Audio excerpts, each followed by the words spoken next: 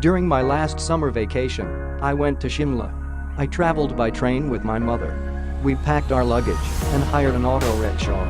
We reached the railway station. We bought tickets and then returned to the train. Some people were standing and some others were sitting on the benches. The train arrived. We entered our compartment. We had comfortable seats near the windows. There were people from different states and different areas of the train. Some passengers were polite and some were rude. Some were talkative and others were quiet. The train stated. I started looking out of the window. The green fields looked very beautiful. After 6 hours we reached Kalka station. We had dinner at the platform. We again got on the train. The small engine ran on the narrow rail tracks. I enjoyed the scenery of green hills on either side of the railway line.